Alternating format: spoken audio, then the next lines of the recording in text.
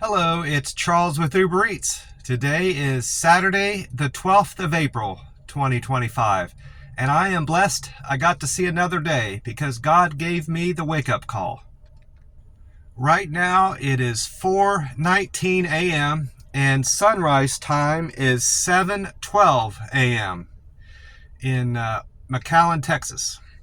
And according to Google, they say the weather is going to be beautiful and sunny again today. High temperature of 89 degrees, so a little bit warmer from yesterday's high temperature. And again, through the weekend and into next week, it's going to be nice and sunny and warm temperatures. And then into the middle of the week, the guy on the radio at least said, we've got a little bit of a cooler front coming through the valley, so it's going to be lower high temperatures into the middle of next week. I think he said highs in the upper 70s, if I recall. We'll see if that holds true going into next week. I did do a weigh-in this morning. I'm at 141.8, which it's where I've been the last 3 or 4 days following a refeed. I broke my fast yesterday around 1:30, about a half an hour sooner than I had expected to. So I'm still counting that as a 72-hour fast. 1 hour here or there isn't going to matter much once you've done a 48-hour fast or a 72-hour fast. 1 hour differential isn't much. But like I said, as of right now, my weight is where it's expected to be post refeed. I'm more interested in what I'm going to be weighing Monday morning after this refeed, because I changed the composition of my meal like I had explained I was going to do in previous videos going into each weekend in the month of April. I went higher protein on yesterday's refeed at the buffet yesterday. We'll see how that impacts my energy, my weight, and overall how well the 72-hour fast I'm on right now goes. Right now, 8, 10, I don't know. I'm roughly 15 hours or so into this 72-hour fast, and I feel fine. I expect to feel fine all day into tomorrow morning. So, because it's not any different than any other fast I'm going on. The only thing I've noticed different about this, I slept more soundly and I fell asleep. I didn't even know I was getting sleepy. I kind of just passed out when I laid down. All that meat I ate at the buffet was weighing on me and just knocked me out. Took a lot of energy from out of my body to digest all that meat, I suppose. And didn't even feel sleepy. I just kind of, next thing I knew, I'm waking up again from a nap. The weather was just fantastic here in McAllen, Edinburgh area. It's where I did most of my deliveries yesterday. And in fact, if it hadn't been a refeed day and a plasma draw day, I would have much rather did another 5-mile walk. But I can't do that, mostly on account of my refeed. After I eat there at the buffet, I'm just zonked out. I don't want to do anything else but lay down and watch some YouTube and get some rest, and some sleep. But they told me at the plasma center to not do any strenuous exercise. I haven't asked them about my walking, if it would hurt to do a walk. I suppose it wouldn't, as long as I didn't overexert my arms. I'm just swinging my arms, so I don't think it would hurt doing a 5-mile walk. I'm not lifting anything. I'll have to ask them about that. They probably won't give me a straight answer because they don't want to tell me one thing and then it ended up hurting my arm or something. So I probably just won't, going forward, I probably just won't consider doing any walks. Like, I'm sticking with this plan where I'm just walking on Tuesdays and Thursdays is probably the best 2 days out of the week to walk for me, because those are in between my refeeds and it's not a plasma draw day. I'll stick with that routine, I suppose. I did check my my customer service satisfaction scores this morning from yesterday. I believe I asked all my customers to rate me in the app, mostly in person. I had a lot of meet at door orders, which is unusual. Usually they're just leave at door and take a picture, but I asked all my customers, to rate me in the app. I'd appreciate that. I did that in one way or the other, and but I only got one thumbs up, so I don't know what that's all about, but my score nonetheless went up one more point, so I'm getting closer and closer to getting those two thumbs down off my record. I'm looking forward to that. I hadn't intended on doing this, but in looking at my phone, I go through my phone at the end of the evening, and I clear out any old messages and pictures that I've sent to customers. And I come to realize that I had sent pre-trip delivery pics to all my customers but one. And I didn't even realize, I hadn't intended on doing that. I was just going to do it here or there, but it's kind of become a habit. So, as long as I have time to do that, it's a great engagement opportunity for the customer. And it shows them that I'm being careful with their order and I care about getting their food to them. So it's only going to benefit me, and it benefits the customer. So it's like I said, it's become a habit at this point, and I'm kind of just doing it without even thinking now. So I'm happy about that little bit of a change in my routine. As far as my deliveries, I had a Shipley Donuts order. I did a Dunkin' Donuts. That was my best trip of the day. That one paid me $16.54. Then I had a Stripes, a Starbucks, a McDonald's, and a Burger King, and an IHOP yesterday. So had a good day. All those deliveries paid quite well. I normally don't make such a high amount on the Dunkin' Donuts. Usually those only pay $5 or $6, but that was a very big order. She had a variety 12 dozen pack, some donut holes, I think, coffee, and something else. I think she had a sandwich. Dunkin' Donuts has breakfast sandwiches, and I believe that was part of her order too. It went to a medical office, if I recall. I remember being parked out front of the medical office after I dropped those off. It was I had a good little wait between that and my next order. That's why I remember that so well, I suppose. I looked at my the money that I've earned on the app so far. I need to make another $120 to make my weekly goal. So I'm going to shoot for $70 today on the app, Saturday, and then tomorrow, Sunday, I'm going to shoot for $50, and that should be fairly easy. Weekends are great money-making days for the app anywhere in the, any city I've lived in. I didn't do too many deliveries up in Oklahoma City, but I suppose that's the case there. But back in Columbus and Vegas, weekends are always great, and it's been great down here too. So I should have no trouble hitting my money goal for the week on Uber Eats. I finished up with my Uber Eats deliveries after 12:30. I ended up being quite close to the Plasma Center after my last drop-off at the IHOP, I think it was. So that was fortunate, and it was close enough to the time I needed to quit delivering anyway. So I'm like, this is a great opportunity to turn off the app and get on with the rest of my day, things I had to do, plans. So I went on to the Plasma Center. I was concerned about my pulse rate being high again. I'm not sure what the cutoff is, but they check your pulse for some reason. So the last time I was there, my pulse was higher than it normally is. Normally my resting heart rate is below 60, and it was up into the 70s the last time I was there. And I've done some reading on how to lower your pulse rate and your blood pressure and all this stuff related to your heart, things that you can do to kind of like calm yourself down.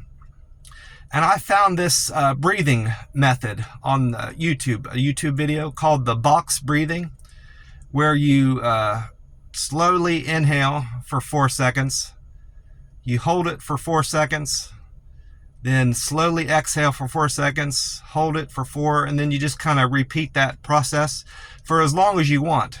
They say to they say to do it for several minutes. So I did it for 10 minutes as I was sitting out in my car before I went into the plasma center to see if it had any effect on my pulse. My blood pressure has been quite good for the majority of the time I've been going to this plasma center, but I wanted to see if it had an effect on my pulse rate, because it's been high, you know, the last 5 or 6 times I've been in there. And if it's lower this time around, I can pretty much guarantee it had to do with that breathing. And I'll know better in the coming weeks, because I'm going to do this every time I go into the plasma center before I do my plasma draw on Wednesdays and Fridays. And I'll know in the coming weeks if my pulse rate is below 60 or close to 60 every time, it's because of the breathing. So we'll see if that has an impact on my pulse rate. And it was down. My pulse rate was in the I think it was 64 or 65. My iron was good. My protein was on point, she said. My pulse rate was good. And my weight was where I expected it to be pre fast, breaking my fast. Hadn't been at the buffet yet. And my plasma draw went smooth. I thought the girl was there back in that back room that I love having my blood drawn. I like her and the guy with the bushy beard, but I couldn't really figure out if that was her or not, because she had one of those COVID masks on and she had the face shield down a whole time. You know, I was up in the front doing my test, you know, answering those questions and having my blood drawn for my iron and stuff. And I thought that was her, but by the time I got back there, I realized, I got closer to her, and I said, well, that's not even her who I thought it was. And the guy with the bushy beard wasn't there. So I told them I wanted this one girl to draw my plasma that I had never had drawn before. I didn't tell them that. I said, I want her to draw my plasma just to see if she was good at it or not. And sure enough, she was excellent at it. So I got a new plasma draw person yesterday, and she did a super job. I checked my arm this morning and no bruising at all, just a little tiny scab over the prick from yesterday. And my plasma draw went smooth all around. Nothing out of the ordinary. Except the neighbor, one of the people having their plasma drawn across from me in the bay, across from me, straight across. They were going through their cycle. They had sat down before me, so they were ahead in their cycle of plasma draw.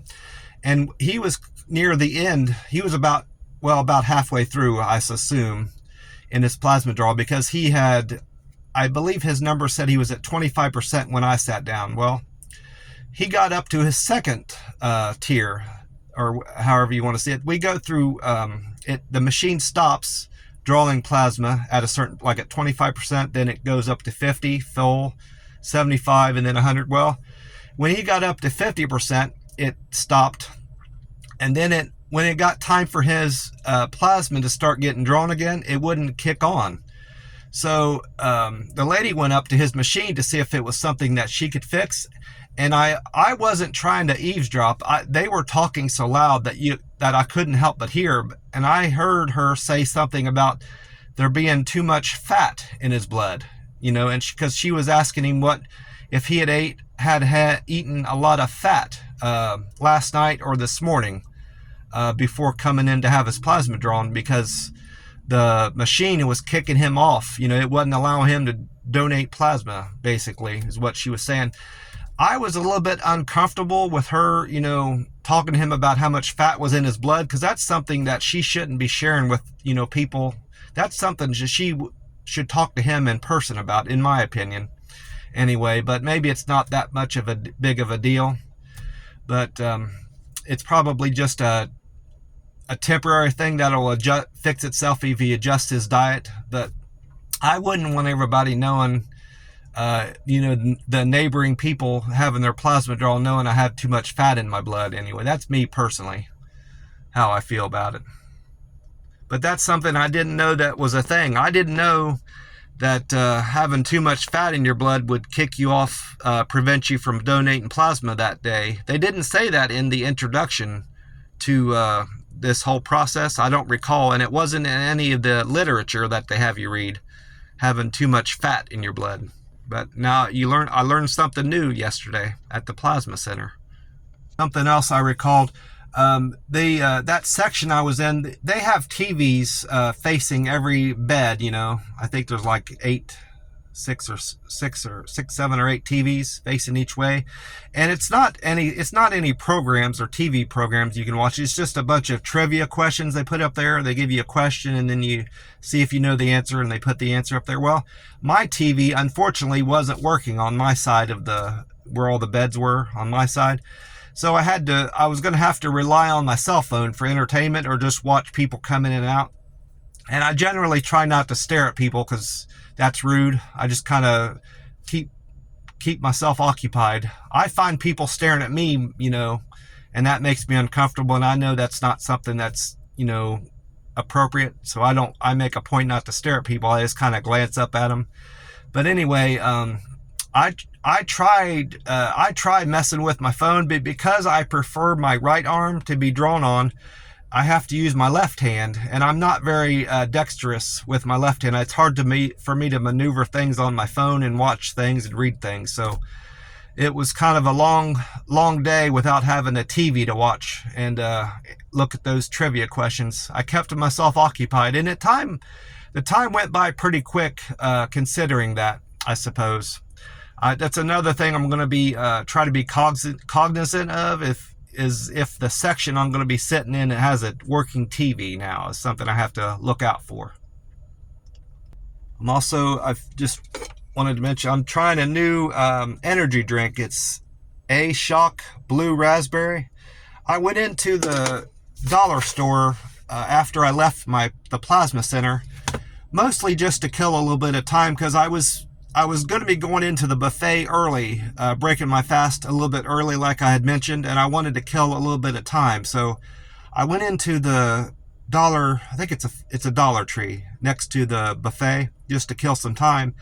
And I went down their energy drink section. I went to their snack section to look around, and their cards and all that, just to kind of wander around.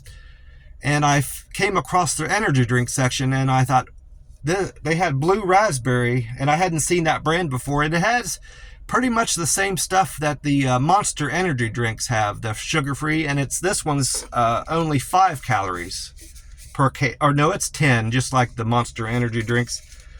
The only thing I don't care for about the Blue Raspberry, you can't hardly even taste the Blue Raspberry. This drink don't taste like anything hardly at all, but it's got the caffeine in it that I like.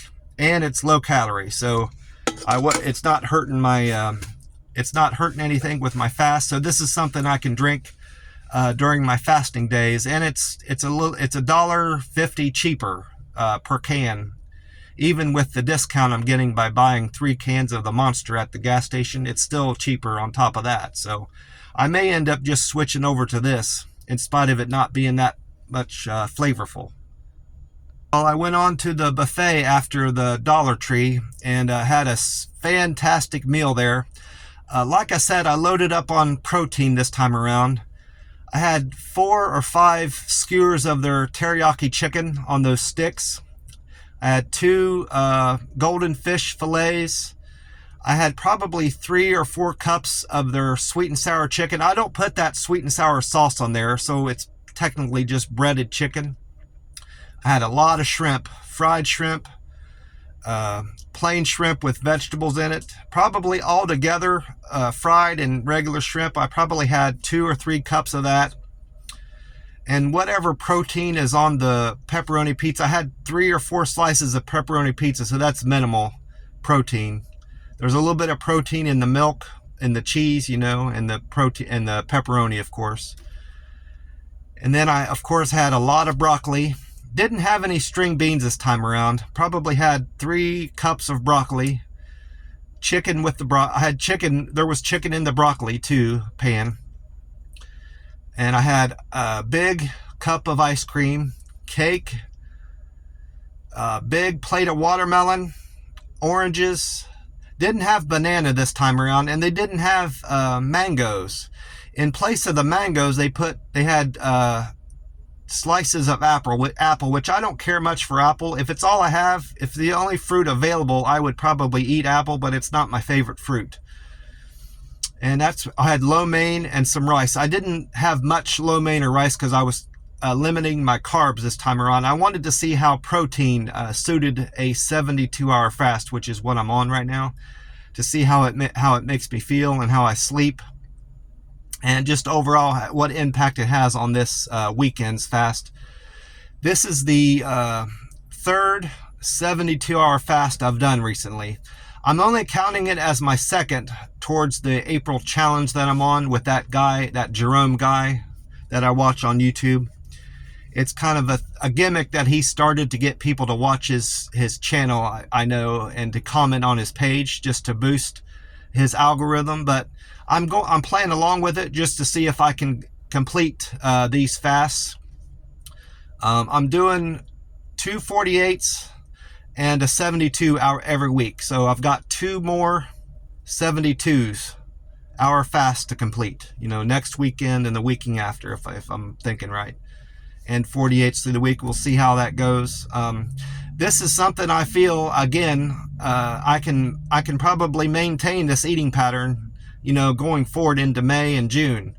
We'll see how I seem to be able to maintain my weight now that I've added in the cake into my diet with the at the buffet. It seemed to help my calories boost up a little bit. So we'll see. I'll know better by the end of the month if this is something that is helping me maintain my weight. If it's a maintenance diet, I should say. Well, that's about it for me. All I've got planned today is just Uber Eats and getting out and enjoying this beautiful weather down here in southern Texas. I want to wish you all a great weekend and hope you are doing good. And I will talk to you soon. God bless you all.